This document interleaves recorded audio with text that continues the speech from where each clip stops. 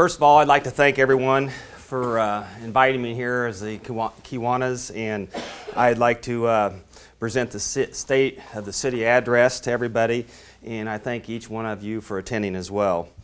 I would especially like to thank my wife Jane and my mother Eleanor Burton, who I just introduced a little bit ago, and they are here to support me today in every step on this journey that I have been taking for the past going on 6 years.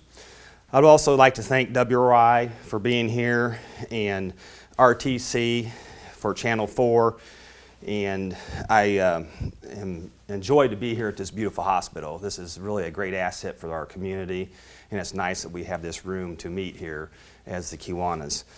As I enter my 6th term here in the office, I would not be here without the tremendous support of my team, which includes the city department heads, city employees, the elected board members, and the officials, and not least, but the city police department and the dispatch.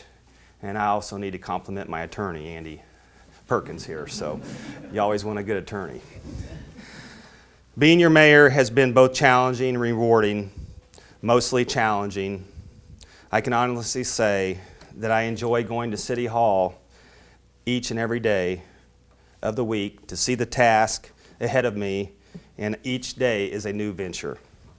Our great city of Rochester is in good financial shape at this time of the passing of House Bill 1001, which was the circuit breaker tax caps and all the cutbacks that we've had.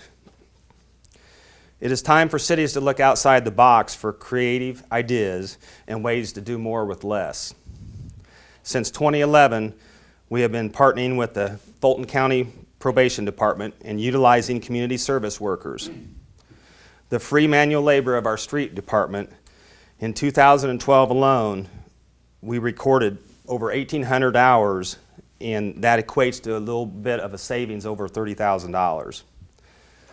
I want to compliment our street department foreman, Lenny Conley, and the street department employees for all the work and the hard work they do to keep our city streets clean and upkept and everything else they do.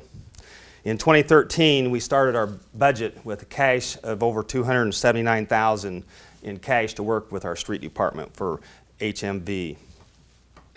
In 2009, we had a storage building on our wish list, but the funds were not there. Thanks to the collaboration of the county commissioners, we will be utilizing an 8,000 square foot building over on 180 Fulton Avenue that we took this building over that the county had given us through back taxes. We're going to utilize that in the street department and store all our vehicles and all our equipment in there to reduce the maintenance cost in the future. This year we will be purchasing a new street sweeper, and we'll be starting our Rochester stormwater utility. This is something that's been on the books for about 10 years plus, but we are starting a stormwater utility in order to capture revenue from parcels of the real estate in Rochester in order to get money so we can fix the infrastructure and keep up with the changing times and the need of the stormwater. And it's going to be basically, we have to do this through IDM as well, so it'll give us some funds, and we're starting to use stormwater utility to raise these funds. By doing this as well, we will be implementing our ordinance, or having our ordinance imposed or have it followed. We got to get the stuff off the streets. We've had a lot of, over the past, everybody's been spoiled basically and throw their debris in the streets, but we've got to get the debris, yard waste, dirt, anything, we got to get it out of the streets, so that way we'll keep it safer, not only for the traffic that goes by, but we'll have it cleaner, and also it'll reduce the cost of the maintenance of the storm sewers from flooding. I want to congratulate the water department employees as well, Derek Holloway and Randy Carr, for obtaining their first license for the water department. So now that makes all of our water employees have license to operate where the Indiana Department of Environmental Management requests. So my hat's off to both of those gentlemen.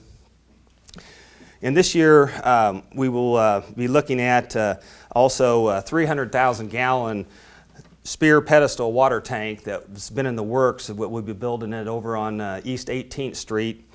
And in 2013, the water department started the funds with over $1.9 million in cash along with the depreciation fund. We've done this by, in the past year, we paid off a bond and we started using our cash, and that also gives us a good credit rating for next year, which is this year now, and we'll be purchasing a new bond, and by paying off the old bond early, it'll give us a better credit rating as well. So we will be bonding this here shortly, and we will see a new water tower at the end of 2013 being, it will be completed if weather and everything goes well. And I also like to compliment Randy Wynn, who is our operations manager, not operations manager, operator of the water plant. He's done a great job over there at the water department. The wastewater department, we just completed our 4-year compliance plan in the wastewater department department over there. And by this, we had some issues going on, and we needed to, the state had mandated we had 4 years to be in compliance, and we've completed all that. And we've done everything from building pole barns over there, covering tanks, water tanks. We put a dome over the barrel tower. We put variable frequency drive motors in there to reduce the cost of electricity. And by doing this, we spent over $1 million to upgrade our wastewater department treatment plant, and we did it with cash, and we still have cash along with $1.9 million as well that we're working with, similar to the water department. And I also like to congratulate Cindy Johnson, who is now second in charge at the wastewater department. And during my tenure, I created a new position, and I know many of you know this, but I will still repeat it. We have an operation manager now, and this is a position that I created in my tenure. Warren Lease is the person in charge. He oversees the water, the wastewater, and the street department. And this has been working out really well, and I have to congratulate him for taking on this task as well. I always remind him, like my wife reminds me about when I come home and whine about the mayor. She said, I asked for this job. So I say the same thing to Warren. He asked for the operation manager's job. So I can remind him that now and then. Also, we'll move on to this year. I appointed Jason Coleman, who I introduced earlier, as my new police chief for the city of Rochester.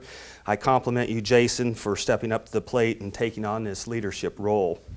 As many of you probably noticed, we have been patrolling the city streets more, and we also, officers are out and they walk around downtown, and they've been checking the doors, and believe it or not, there's been instances where people forget to lock their doors when they go home from their businesses downtown, and it happens more than you'd think it would be.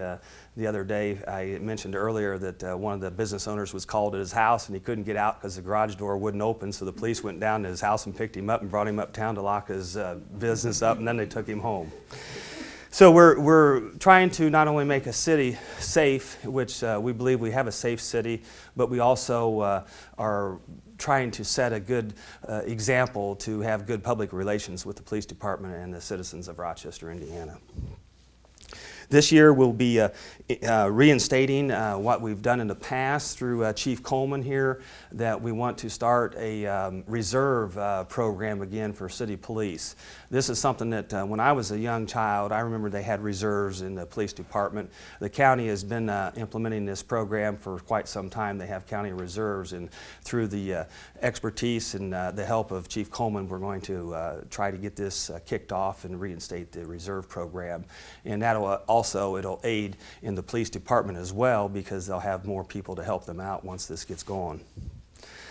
I also would like to compliment my Fire Chief Tom Butler for the support and the great job he has done, and the fearless crew that get out there and do everything. And this is something that, you know, I was at a mayor's round table in Mishawaka. The mayors have monthly meetings, and they just built a new firehouse in Mishawaka with Dave Wood. And this is something that the fire departments have changed over the 100 years.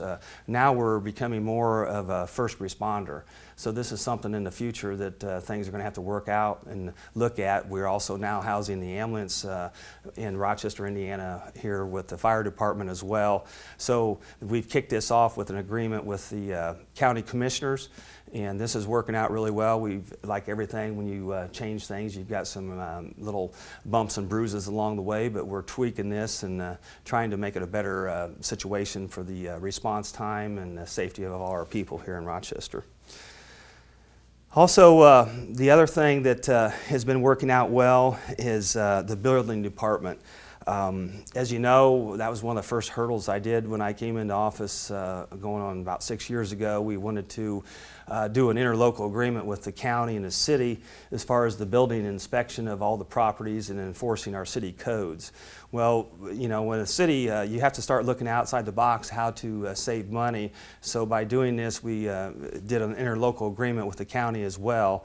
And Casey Coles has done a great job, and she's with the county, but they do all the inspection for our building needs that we have. And I know some of you have had building permits that you, for fencing or anything, you go to the county office building there, but even though it's in the city, it still is done well with Casey's department, and they enforce all our city codes. And then also we left out when we did this about the sidewalk and concretes and curbing. We didn't have anything in that interlocal agreement. So the last city council meeting, we just went ahead and we did an ordinance to go ahead and put the concrete inspection and the permit money with the area plan commission as well. We have to take that to the county commissioners and then get them to basically buy into the collaboration and do the interlocal agreement. So I think that'll work. It's just part of the times that you have to go through to get both hands. Left hand knows what the right hand's doing, so it'll work out better. And that'll also give Casey's department through the area plan commission the teeth when somebody builds a new building that they can enforce to put sidewalks in. So we're looking forward to that. And also the thing that's been going on now, we have the American Disability Act that's come out. It was actually brought in, I believe, in 1990, but it's kind of been just put back in the corner. Now all the cities and counties have to have a 30-year plan, is what we're doing, to make everything ADA compliance now. So that'll also help going through her office with all the concrete and everything, that we got to change all the intersection. And you've probably seen some of these on Main Street where we have the red truncated domes there where it's they got bumps on the sidewalk there for wheelchairs and also for the blind. In the park department, we started our fund there again. We had cash to start with before we get the monies for this year of 2013. We had over $89,000. And Lyle Lingenfelter, he's not here. I know he's a Kiwanian. He's also our golf pro, and I want to take my hat off and thank him for the great job I think he does at the golf course. And he did sign his new contract for 3 years, so we're blessed to have him with us another 3 years anyway. Also, in closing, I'm proud to say the general account of the city started with $2.1 million cash. So therefore, we don't have to borrow money to operate. This is something that a lot of cities have trouble with, just financing their everyday operations. So I think that the team has done well there, and with the good employees and everything, I think it's great that we have that kind of money to work with. Also, we have a few years ago, everybody's probably heard of the rainy day fund. That's where when you have money left over your general account, you can put monies like in a savings account for something in the future. This will have to be spent by the city council, but the mayor or Board of Works just can't spend that money without going through the city council on a project. But we have about $800,000 now in our savings besides over after we built the new fire station, so that's really great too. And I have continued to attend the Mayor's Institute, and I do this, they started in 2008.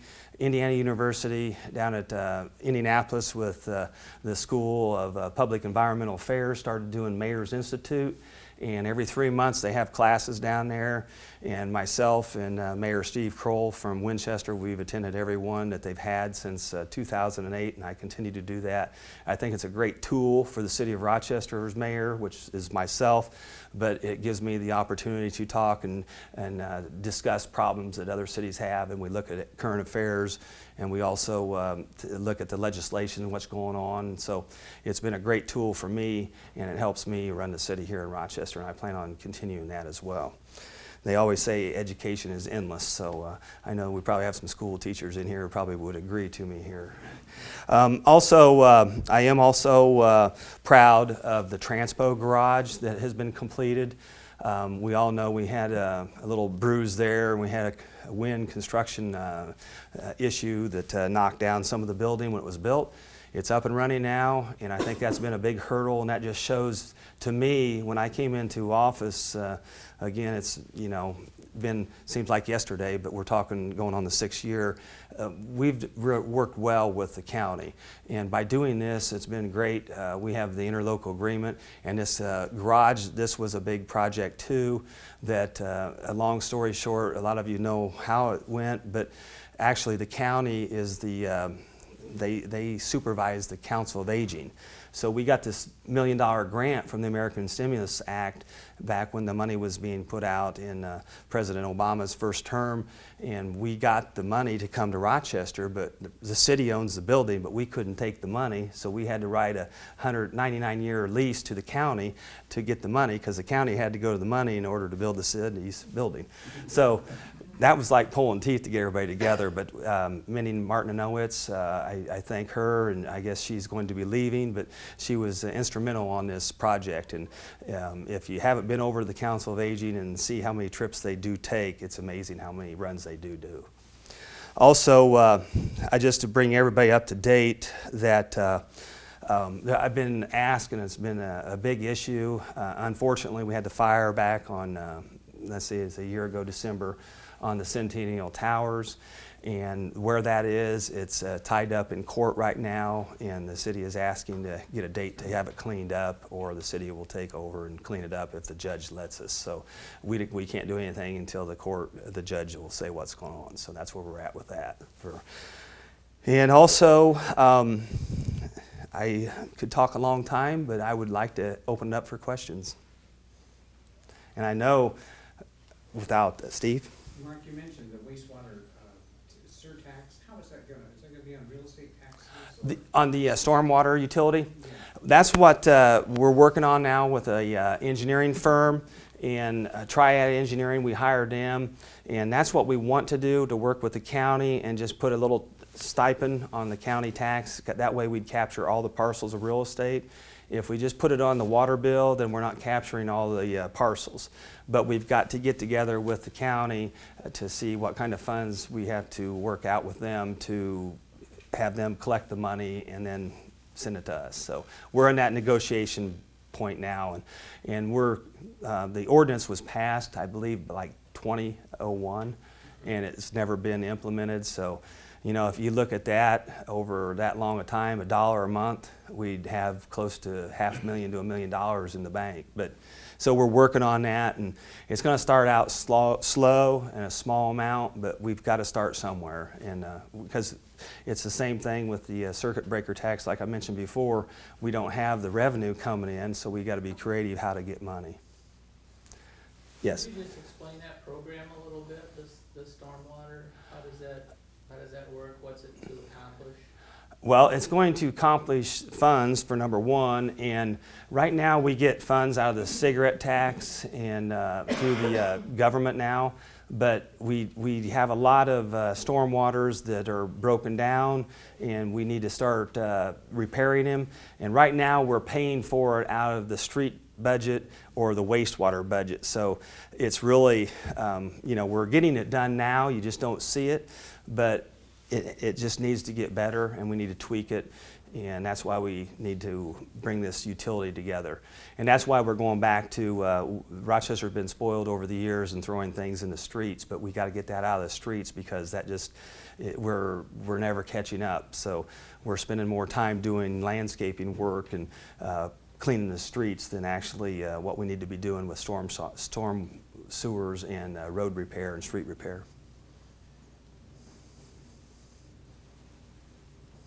Bob, I know you got a question. I didn't have one, but I will now.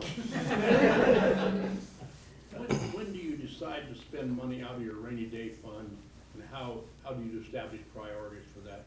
That will be decided with the city council.